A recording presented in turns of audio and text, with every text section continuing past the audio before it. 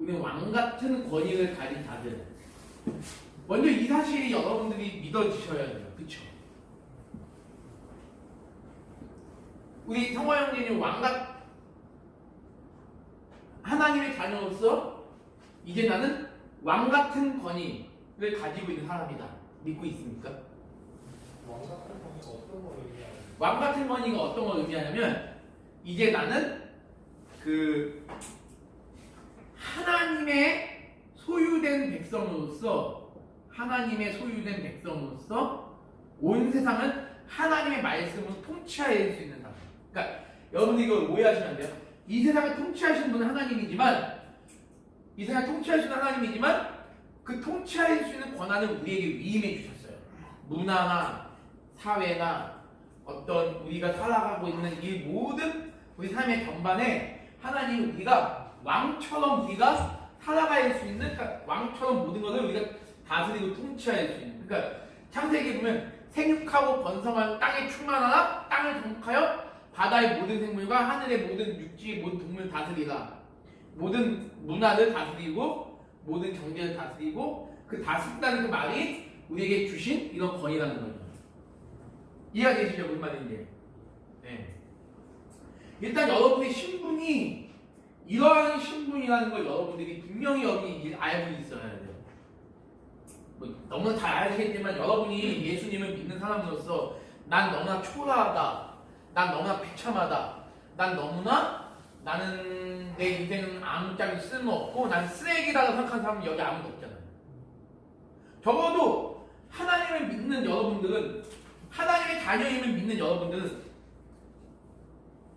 성인 형제 하나님을 경외하겠다는 삶을 살고 싶다고 했잖아요. 경외하고 싶은데 나는 쓰레기야 라고 한번 해보세요. 쓰레기가 하나님을 경외할 수 없어요. 여러분 이거를 잘 기억하세요. 자, 여러분들은 죄인입니까? 죄인이 아닙니까? 죄인이죠. 그러면 죄인은 더럽습니까? 더럽지 않습니까? 더럽죠. 하나님 앞에 우리는 죄인인데 몸으로 우리는 쓰레기인 거 맞지.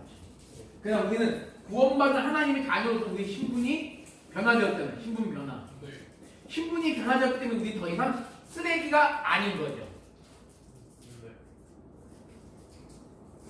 쓰레기가 아니기 때문에 나를 왕과 같은 권위로 변화시켜주신 하나님을 우리가 경외하는 거예요. 내가 하나님의 말씀으로 이웃에게 사랑을 실천하는 사람이 되겠다.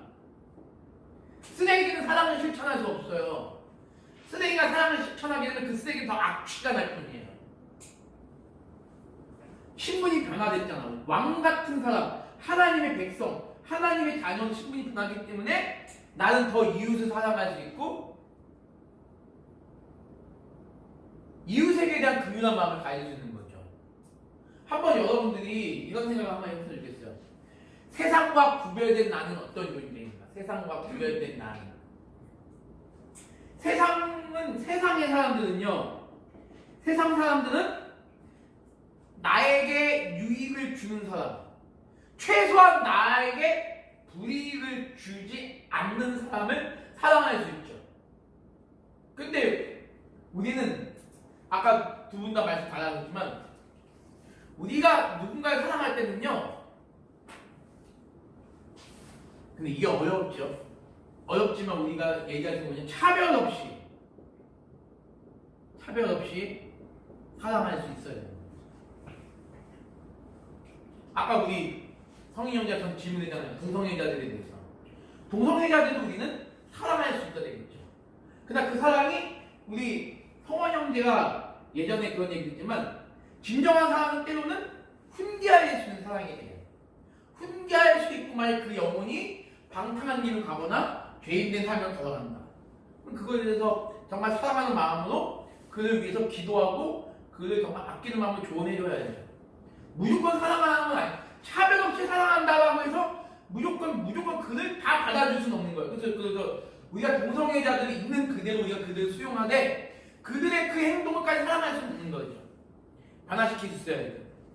세상 사람들은요, 참 웃긴 게 뭐냐면 자기 마음에 안 드는 거는요, 자기 마음에 안 드는 사람 다 내팽개 쳐요. 아, 저 사람 이래서 싫어, 저 사람 이런 게 싫어, 저 사람 이런 게 싫어. 그런데요, 하나 참 이상한 건 뭐냐면 하나님이 금하신 것들 있잖아요. 하나님이 금하신 것들. 하나님이 금하신 것들은 기독적인 사람입니다. 나는 동성애가 나는 싫어. 나는 싫은데 저 사람들이 동성애 하는 건 너무 좋아.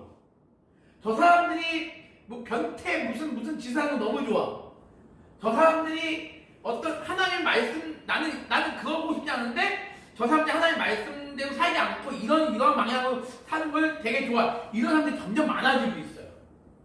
그래서 저는 개인적으로 참 어려운 시절에 지금 여러분들이 지금 20대를 보내고 계신데 제가 20대 시절보다 우리 여기 계신 네 분이 20대인 시절이 제일 힘든 시기인 것 같아요. 여러분들은요 하나님의 자녀로서 하나님의 백성으로서 왕같은 하나님만이 왕이신데 그 왕이 누릴 수 있는 그 모든 통치권을 저와 여러분이 주신 그거는 누리는 사람으로서 우리는 어떻게 살아야 된다? 우리는 하나님의 말씀이 우리의 기준이 된다는 사실을 여러분께서 반드시 기억하셔야 돼요. 아무리 우리가 누군가를 사랑하고 누군가에게 선을 베푼다 할지라도 그 사랑과 그 선은 어디의 기준이다? 무조건 하나님 말씀이 여러분의 기준이 되어야 된다. 그래서 오늘 우리는 누구에 대해서 배울 거냐면 이제 제가 이제 성경 공부를 할 때는 제가 제가 교회 역사를 전공한 사람이라서 교회 역사 가운데 신앙의 선진들에 대해서 제가 한 명씩 소개해 드리려고 해요. 그 사람들은 바로 적어도 나는 하나님의 자녀였구나. 나는 적어도 하나님의 백성이었구나. 나는 하나님께서 주신 왕 같은 권위를 내가 갖고 있는 사람이구나 하는 생각을 늘 했던 사람들입니다. 그래서 이런 사람들을 성경은 히브리서 11장에 보면 뭐라고 표현하는지 아세요? 히브리서 11장에 이런 사람들은 세상이 감당하지 못하는 자. 오, 이런 사람은 세상이 감당하지 못하는 사람이구나. 이런 사람들은요 뭐까지 두려워하지 않냐면 내가 죽는 것까지도 두려워하지 않아요. 오늘 당장 죽으세요. 그렇죠? 이렇게 하면 안 되고 여러분 죽으라는 게 아니라 이런 확신과 이런 자부심을 가진 사람들은 내 생명까지도 아까워하지 않았다는 거예요. 하나님의 영광을 위해서 사는 그것이 내 생명보다도 더 귀했다는 거죠. 그래서 오늘 우리는 그런 부분에 대해서 좀 살펴볼게요. 소문을 잘 빼냈죠? 소문을. 군대 내에서 신앙생활 하는 게 쉽습니까? 어렵나요? 한번 물어볼게요. 군대 내에서 신앙생활 하시는 게 쉽나요? 어렵나요? 조금 어려워. 쉬운 부분도 어려워. 어떤 게 쉽고 어떤 게 쉽고 어렵나요? 쉬운 부분이 이제 도망칠 수 없다는 거. 도망칠 수 없다는 거. 환경에서 기도하고 조금 더 인내하고 네. 계속해서 다시 기도하고 도망칠 수 있다는 거. 네네네. 어려운 건 이제 혼자만의 시간을 갖는 것과 조용히 그 시간 안에서 절제하고 사는 거. 그건 시도하고요. 자, 여러분들에게 한번 물어볼게요. 자, 여러분들이 만약에 지금 군대가 공통적으로 다 힘이 들잖아요. 그쵸? 군대가 난 너무 좋아요. 난 군복무한 5년 하고 싶어요. 하는 사람 아무도 없잖아요. 네, 아무도 없어요. 자, 지금 만약에 내 눈에 예수님이 보인다면, 예수님이 정말 실제로 그 2000년 전에 그 예수님이 지금 여러분들과 함께 계신다면 어떻을 것 같아요? 내가 아무 힘든 상황이면서도 별로 안 힘들 것 같아요. 그 예수님께 기대할 수 있잖아요. 근데 오늘까지 계신 분이 내일부터 안 계신다고 한번 생각해볼게요. 어떠실까요? 찬양영대와 늘 함께 동고동락하고 찬양가 예수 제자예요. 예수 제자인데 예수 제자들이 예수님과 3년을 같이 한솥밥을 먹고 지냈단 말이에요. 그 예수님과 늘 함께 지내고 예수님과 함께 생활했단 말이죠. 그리고 우리 찬양자들이 예수님 정말 좋아했고 예수님 찬양자들 정말 좋아했어요. 근데 그 예수님이 내일부터 안 계신대. 찬양아, 사랑하는 나의 아들 찬양아, 내가 내일부터 너를 떠날 것이다. 너를 떠나지만 내 몸은 지금 이곳에 없을지라도 나는 늘 내 몸은 여기 없을지라도 나는 늘 너와 함께 할 것이다. 그 예수님이 안 보여 이제. 찬양이 형이 이제 나이가 25인데 죽을 때까지 100살 산다 그러면 내가 75니까 한 번도 예수님 본 적이 없어. 어떠실 것 같아요? 솔직히 생각하면 딱 처음 생각하는 건 유치할 수도 있는데 약간 믿기도 할 것 같아요. 예수님 믿기도 할 것 같다고? 약간 그래요. 믿기도 할 것 같아요. 그래, 믿기도 할 것 같아요. 솔직하게 얘기해서 믿기도 할 것 같아요. 성희 형님 어떨 것 같아요? 예수님이 안 보인다. 그 도 치는데 예수님이 안 보인다. 네? 무서울 것 같아요? 무서울 수도 있겠죠. 왜 무서울 것 같아요? 이건 의지하고 실체가 있었는데 실체가 그 부분에 대해서 이제 교회 역사가 이제 거기서 이제 시작을 합니다. 자, 초대교회, 우리 초대교회라는 표현을 써요. 초대교회. 교회의 역사를 우리는 교회 역사를 제일 먼저 뭘로 나누냐면 초대교회사라고 이야기합니다. 초대교회사 일단 들어보세요.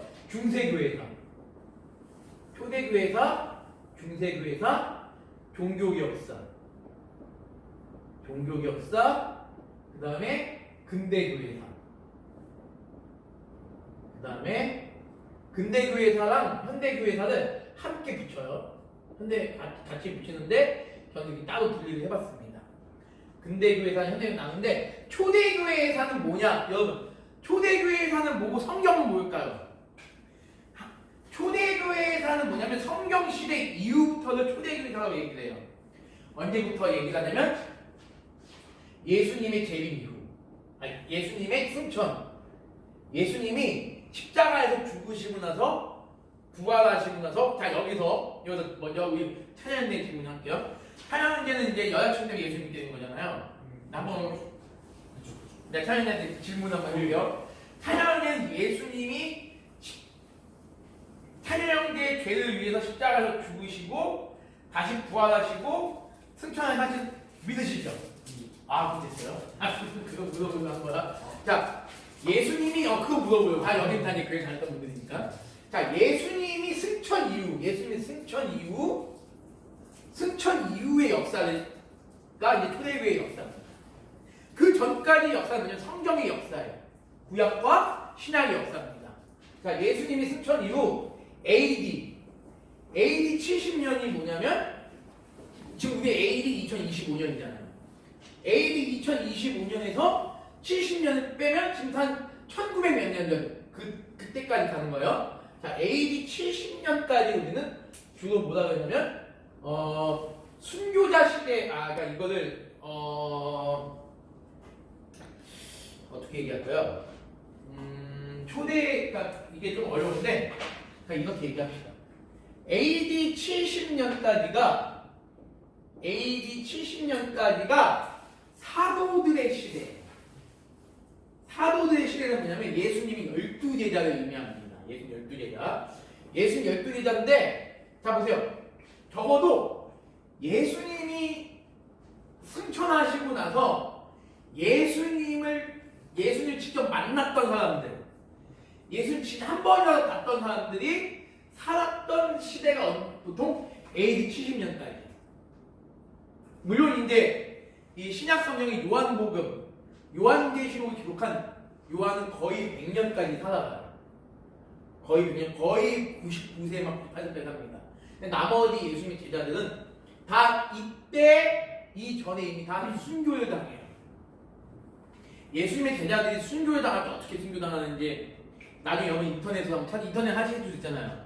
부대에서 사진만 보시지. 예수님의 제자들이 순교당하는 장면을 여러분들 한번 예수님의 제자들의 순교 딱 치시면, 아니 예수님 제자가 어떻게 죽었나, 12제자가 어떻게 죽었나 치면 예수님의 12제자가 어떻게 죽었는지 다 나옵니다. 누구는 목이 잘려 죽고, 누구는 화살에 꽂혀 죽고, 누구는 불에 태워 죽고, 누구는 십자가에 거꾸로 매달려 죽고. 적어도 십자가에 거꾸로 매달려 죽은 사람 정도는 여러분이 그냥 상식적으로 알고 있어야 돼요. 누가 십자가에 거꾸로 매달려 죽었죠? 베드로가 십자가에 거꾸로 매달려 죽었고, 도마 같은 경우는 도마 알죠? 도마는 인도에서 선교하다가 도마 살갗이 벗겨지는 순교를 당해 죽었어요. 그러니까 예수님이 12명의 제자들 중에서 요한만 제수명을 다 살았고요. 나머지 11명은 다 비참하게 다 순교를 당했습니다. 요 사이에 예수님이 AD 30년경에 승천하셨다라고 역사는 이야기하고 있어요. 그러면 30년부터 AD 70년까지 이 역사는 주로 40년이잖아요. 이 40년은 적어도 최소한 40년 적어도 예수님을 실제로 예수님의 몸을 보았던 사람들이 살던 시대, 예수님을 직접 눈으로 보았던 사람들이 살던 시대입니다. 물론 근데 이걸 좀 더 길게 봐서 우리가 100년까지로 갑니다. 왜냐하면 요한이 있었기 때문에, 반모섬의 유배 귀양 갔던 요한이 있었기 때문에 우리는 그한 100년 정도 봐요. 자, 예수님이 승천한 이후에 교회 가운데는 무슨 일이 있었죠, 여러분? 먼저 예수님 승천한 이후에 오순절 성령 강림 사건, 사도행전 2장이 나옵니다. 오순절 성령 강림 사건이 있죠. 자, 오순절 성령 강림 사건으로 인하여 뭐가 생기는 거죠? 이제 구원이 이스라엘뿐만 아니라 전 유대와 이방으로 확산되기 시작하죠. 구약 시대는 기본적으로 누구만 하나님 백성과 칭함을 받았죠? 이스라엘 백성들만. 특별하게 이제 이방 민족들이 이제 거기 가끔 이제 들어오기도 합니다. 신약 시대 예수님이 십자가에서 죽으시고 나서 승천 이후에는 이 오순절 성령 강림 사건은 뭐냐면 복음이 이제는 이스라엘 민족을 국한하지 않냐고 온 지역으로 이제 확산되는 그 역사를 보여주는 거예요. 그러면서 예수님의 그 12제자는 아니지만 정말 신약에 아주 훌륭한 사도가 누가 있죠? 사도 바울.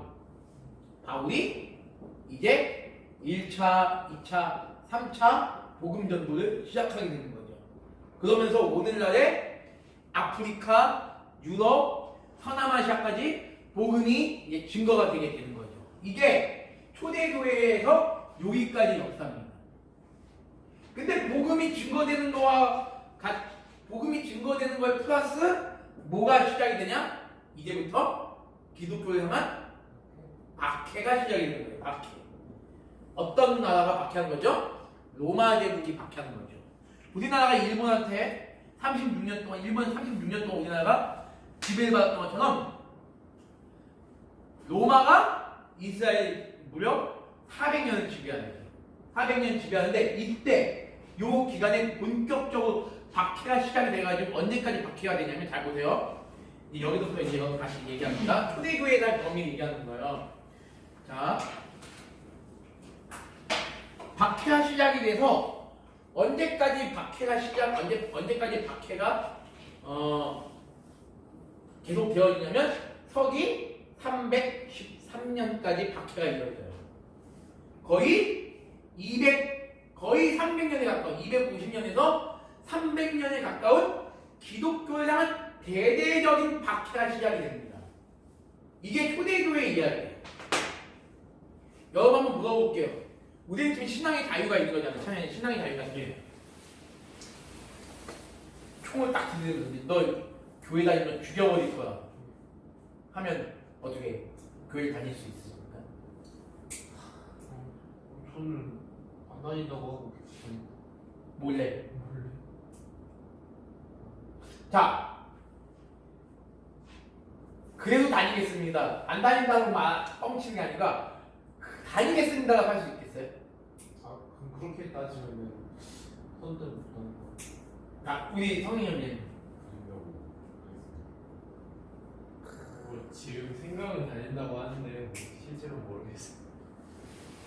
네, 저희 교학교는 기준과 책임과 그냥 사람에 따라 다르다는 거. 여기 있는 4명은요 다 이렇게 돼. 빵! 빵! 빵! 빵! 그 역사가 이 초대교회 역사. 와.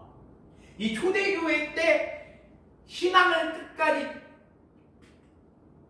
나는 칼과 창과 단두대서 목이 잘려도 난 예수를 믿겠습니다 고백하는 사람도 있었고, 아까 처음에 우리 찬현이가 말한 것처럼 나는 안 믿을게 하면서 뒤로 숨어서 믿다 걸려서 죽은 사람들 합쳐가지고 순교자가 몇 명이나 있는지 아세요? 초대교회의 순교자가 그 당시 인구 비율로 유럽의 그 당시 인구가 1200만이에요. 유럽 전체 인구가 1200만이었어요. 우리나라 전체 인구가 5천만이잖아요. 그 당시 유럽 인구가 1200만이었어요. 그 중에 400만 명이 그 순교를 당했다는 거예요. 그럼 전 인구의 3분의 1이 거기에 가는 거예요. 그 사람들 아까 어떤 사람들이다? 바로 여러분처럼 하나님의 자녀로서의 확신인 거야. 나는 하나님의 백성이다. 왕 같은 자녀다. 왕 같은 권위를 가진 자녀. 그런 마음을 가진 사람들은 그렇게. 자, 우리는 순교를 어떻게 봅니까? 순교를 인간적으로 보면 순교는 매우 슬프고 비참하고 없으면 좋은 게 순교 아닙니까? 작년 말고 재작년에 여러분 지연아 선교사님이 언제 왔죠? 한국에? 글쎄요. 네, 온지 꽤 된 것 같은데. 지연아 선교사님 아직 10년은 안 됐잖아. 모르겠네. 아무튼 북한에서 여러분 북한에 하나님 믿는 사람이 많을 것 같아요? 적을 것 같아요? 북한 하나님 믿는 사람이 의외로 많아요. 탈북하신 분들이 선교사님들이 나가는 그때가 언제? 이거 어떻게 몰래 숨어서 지하교회 지하교회, 예, 지하교회. 북한에도 교회가 큰 게 두 개 있어요. 근데 그건 뭐냐면 세계 그 외신을 통해서 뭘 보여준다? 우리도 종교가 있는 나라다라고 보여줘요. 김일성 일당 독재 체제가 아니라 우리도 조선 인민민주주의만 이렇게 얘기하잖아요. 이렇게 종교 자유가 있다는 말. 근데 실제로 예배는 안 드려요 거기서. 지하교에서 예배 드리다 죽는 사람이 2013년도에 무려 8만 명이 넘었어요 북한은. 그럼 조사가 할 수 있어요? 선교사님이 와가지고 얘기한 거죠. 자기 부모님 다 죽고 자기랑 자기 여동생하고 둘이서만 나오게 된 거죠. 엄마 아빠한테 너무 죄송하지만 근데 엄마 아빠 이미 죽고 안 계시니까. 그렇죠. 근데 여러분 한번 볼게요. 초대교회 당시에는요 그냥 예수님을 믿고 걸리면 이 사람 죽는 거야. 그 당시 유럽 사회에서 예수님 믿고 죽는다는 건 뭐냐면요 그 하나의 뭐냐면요 그건 축제였어. 축제. 하나님 믿지 않는 로마 제국인들한테서 예수님을 믿지 않는 사람을 죽이는 건 축제였어요. 왜 축제인지 아세요? 지금도 그 원형 경기장 콜로세움이 이스라엘에 이탈리아에 남아있어요. 콜로세움 아니죠? 네. 원형 경기장 이렇게 있어요. 이렇게 지금 우리 그 올림픽 스타디움 같이. 그럼 여기 이제 한가운데 예수님을 믿고 있는 사람들 다 이렇게 묶어놓은 거예요. 다 묶어놓고 한가운데 여기 있습니다. 그래서 여기 세상 딱 열면 한 열을 굶은 그 사자들이나 뭐 하이에나 같은 그 짐승들을 푸는 거죠. 그러면 그 짐승들이 이 사람 이 고문당한 이 만인창이 된 이 기독교인들을 뜯어먹는 거예요. 이해되시죠? 뜯어먹을 때 여기 앉아있는 사람들은 이거를 뭘로 즐기는 거다? 축제로 즐기는 거예요. 와! 제가 사람을 뜯어먹네! 막 박수 치는 거예요. 이게 그 당시 로마 제국의 아주 잔혹한 살인 방법이었어요. 사형 방법이었어요. 기독교인을 죽이는 건 그 당시 뭐였다? 축제였고 즐거움이었다는 거예요. 굉장히 무섭죠. 근데 이 역사가 무려 300년을 간다고 생각해보세요. 얼마나 피비린내나는 끔찍한 역사입니까? 서기 313년은 뭐냐면 밀라노 칙령이에요. 밀라노 칙령인데 당시 로마 황제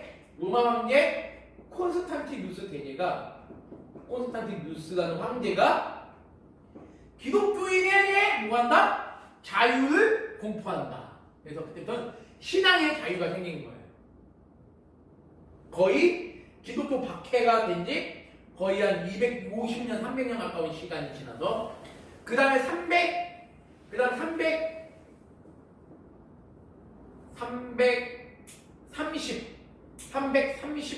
335년에 테오도시우스 황제라는 사람이 기독교를 로마의 국교로 인정합니다. 로마의 국교가 되면서 기독교가 타락하기 시작해요. 로마의 여러분 한번 볼게요. 여러분 핍박을 당할 때 신앙이 순수할까요? 아니면 국교가 되고 나서 신앙이 순수할까요? 깎아요. 왜 그럴까요? 성원은? 그때는 진심이 아니라면 안 믿었을 텐데. 그쵸. 국교가 되면 어떻게 될까요? 그리고 이제 이득을 보는 선택이 가능하기 때문에. 그렇죠. 로마에서 국교가 되는 순간 이 테오도시 우상자가 그걸 뭐 알고 그렇게 한 건 아니지만 로마에서 국교가 되는 순간 이제는 출세하려면 뭘 해야 된다? 교회를 다녀야 돼요. 뭔가 높은 관리가 되려면 교회를 다녀야 돼요. 내 자녀가 뭔가 잘 되려면 교회를 다녀야 돼요. 그래서 교회를 다니면 하나의 뭐가 됐다? 하나의 출세의 수단이 되고요. 그래서 본격적으로 기독교가 타락해 가면서 여기서 뭐가 생겨난다? 로마 천주교회가 이제 생기게 되는 거죠. 근데 오늘날 이런 얘기를 많이 해요. 천주교인들이 한번 물어보세요. 천주교인들한테 이런 표현 많이 합니다. 천주교가 큰 집이고 개신교는 작은 집이다. 그런 말 많이 들고. 그쵸? 그런 말 많이 하죠. 근데요, 여러분 이렇게 보시면 돼요. 하나님의 말씀인 성경이 이렇게 있다면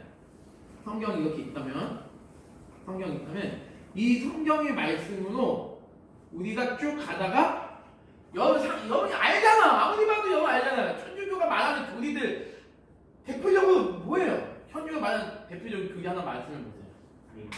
면죄부. 지옥 우리 엄마 아빠가 돌아가신 다음에 내가 헌금 딱 하면 엄마 아빠가 그때 천국을 간다. 아니면 내 친구가 천국을 간다. 아니면 이런 거 있잖아요. 자, 또 뭐가 있어요? 천주교 하면 우리 성경에 없는 성경과 정말 반대되는 교리 또 뭐가 있어요? 연호. 또 뭐가 있어요? 마리아 숭배 사상. 마리아를 예수님보다 더 높게. 우상 만드는 거. 자 보세요. 그러면 자 성경의 교리에서 성경의 교리에서 벗어나. 이게 우리는요 최소한 성경의 교리를 끝까지 사수하는 사람으로서 그런 말 들으면요 우리는 당당하게 외쳐야 돼요. 니네 천주교가 변질된 거다. 여러분 이거 당당하게 외쳐야 돼 이거를.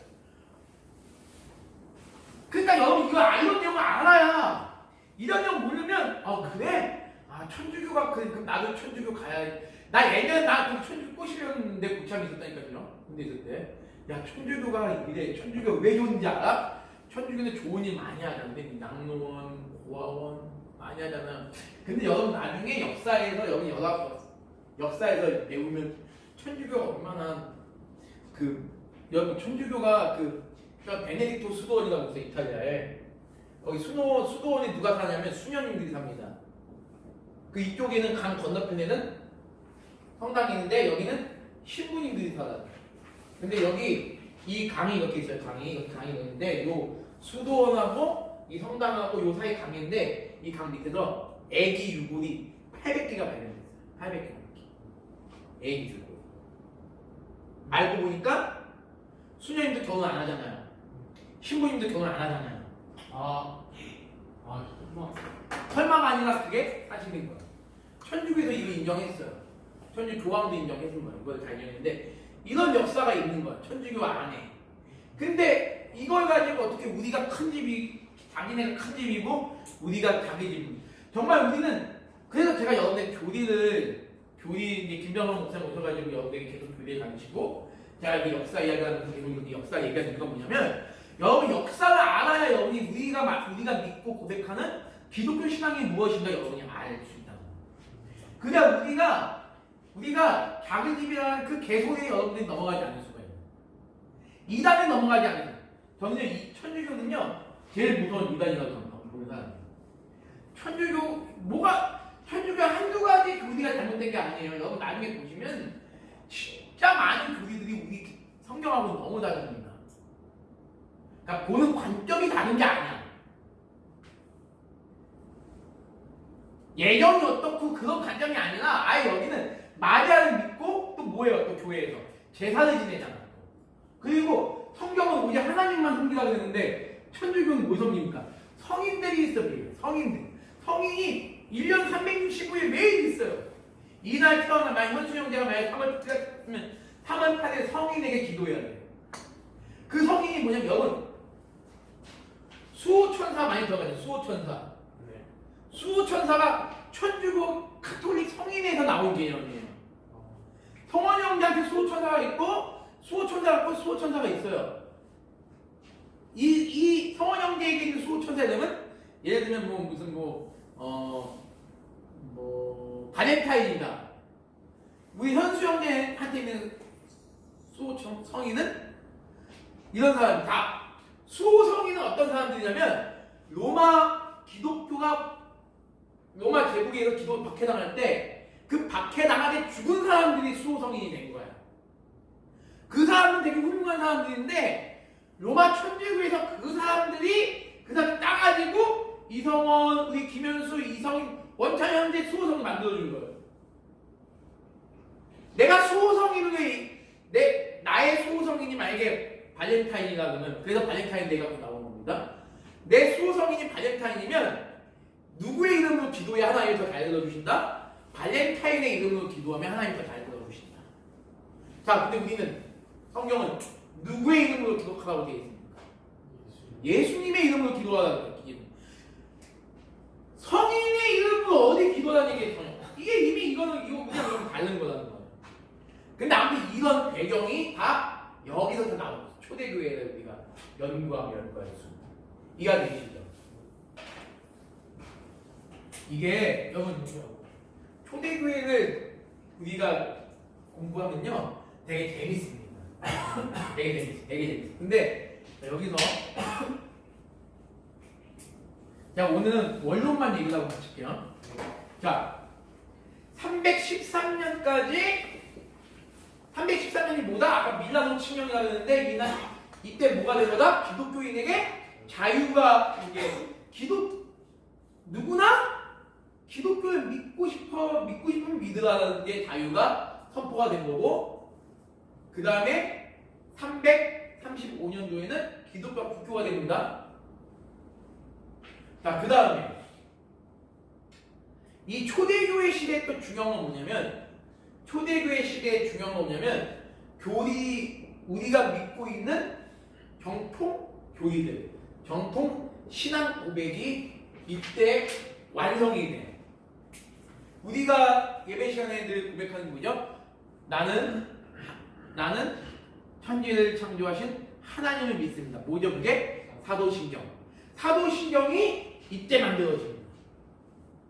우리가 믿고 고백하는 우리 신앙을 체계적으로 만든 그 신앙 고백이 이때 만들어지고 여러분들이 들어봤는지 모르겠는데 아타나시우스 신조라고 들어보셨나요? 아타나시우스 신조.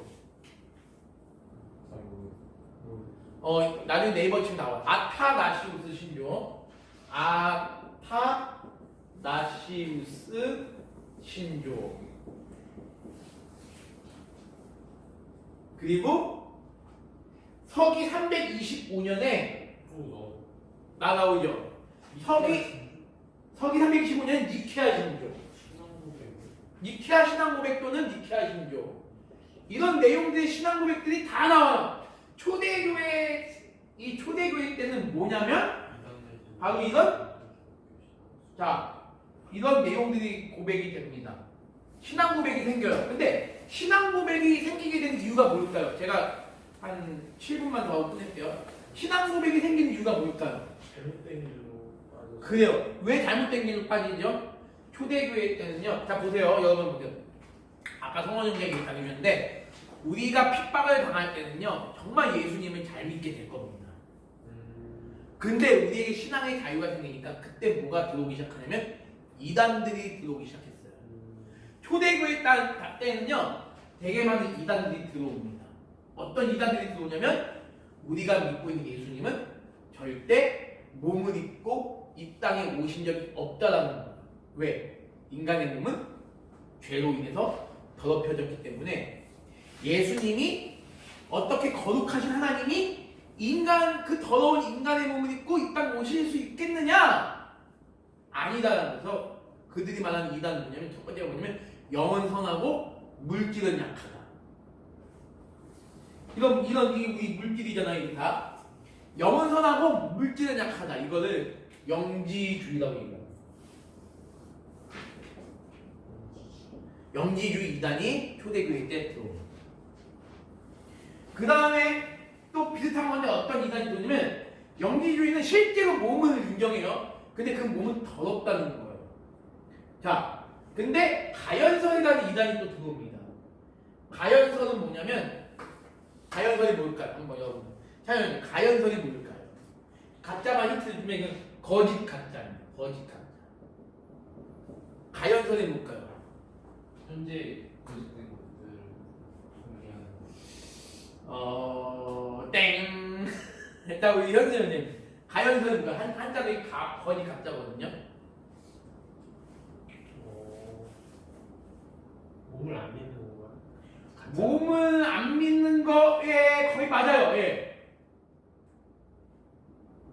일단 예수님을 한번 생각해요. 예수님. 얘는 예수님이 몸을 입고 왔다는 건 뻥이라는 거예요. 그 얘랑 비슷해. 가연설, 거짓, 현설. 자, 거짓 가짜에다 보일 현자입니다.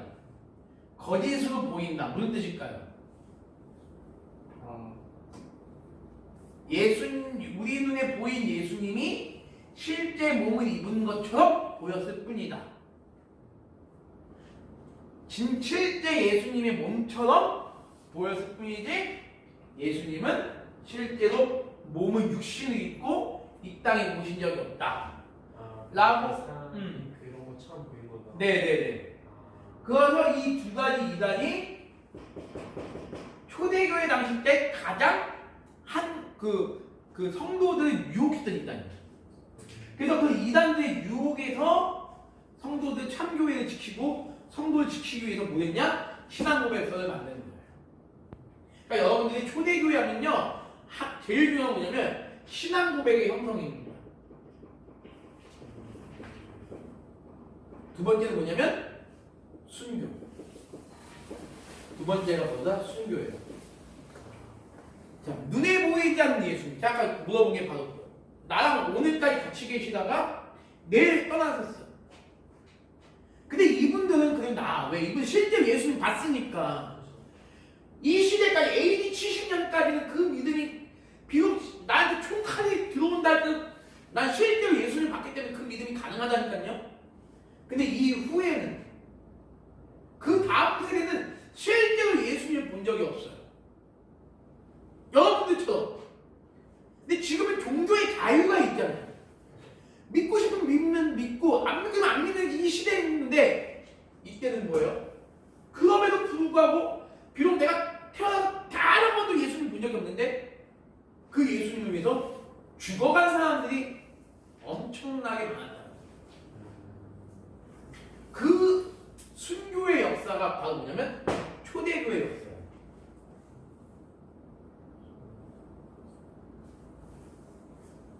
재밌을 것 같아?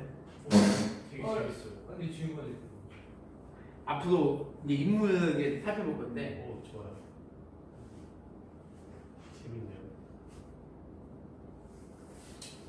뻥 같은데. 진짜 재밌어요. 진짜 재밌어요. 근데 아까 이 뭐였지? 뭐 400명 가까이. 400명뿐만이 아니라 400만 명. 그러면은 거의 그죠 400만 명의 그게 어떻게 조사가 된 거예요? 아니, 그게 요세푸스라는 그 기독교 역사가 그 당시 살고 있던 요세푸스라는 기독교 역사가 다 그걸 기록한 기록이 지금 프랑스의 루브르 박물관에 남아있고 예 그게 있습니다. 그리고 이거는 세계사에서도 인정해요. 세계사에서. 배워봐요. 그래서 그 나중에 여러분들이 이제 아무튼 오늘 여기까지만 하는 걸로 아니에요. 여기까지만 하는데 아무튼 이러졌어요. 그래서 초대교회 하면 뭐가 중요하다? 신앙 고백의 형성과 두 번째보다 순교의 역사. 순교.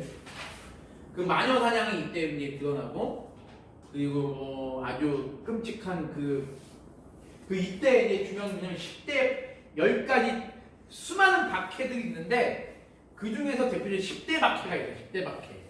10가지 가장 큰 10명의 황제들의 시대에 일어난 주요 박해가 10가지 박해가 있는데 그거에 대해서도 이제 시간이 돼서 여러분들이 이 순교에 대한 이야기만 들어도요 내가 하면 안 되는데 다른 그 아주 훌륭한 분이 있습니다. 훌륭한 분이 있는데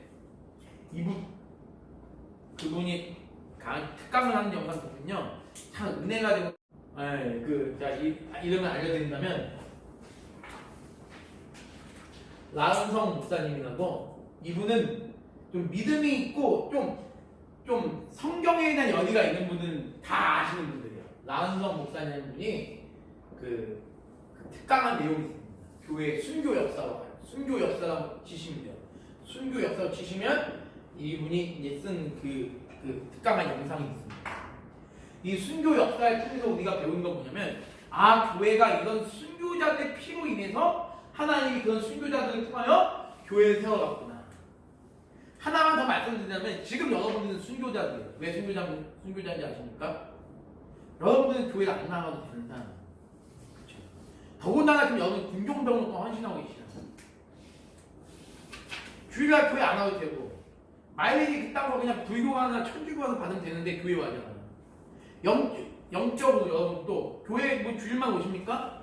토요일도 오시고 또 가끔 또 군종병으로 또 헌신도 하셔야 되잖아요. 이게 여러분 쉬운 게 아니지만 이게 쉬운 게 아니잖아요. 그러니까 여러분은 지금 내가 몸이 죽는 건 아니지만 내가 영적으로 날마다 여러분이 순교자의 사명을 지금 계신 거예요. 이게 바로 지금 여러분들의 모습입니다. 왜? 뭔가 멋있어. 여러분 그렇게 헌신하고 희생하는 것 자체가 여러분 이들이 멀리 있는 게 아니라 바로 여러분들 자체가 이미 순교자다. 목사님 이런 거 특강 찍으셔도 좋을 것 같아요. 제가 저녁하고 보고 싶어요. 진짜.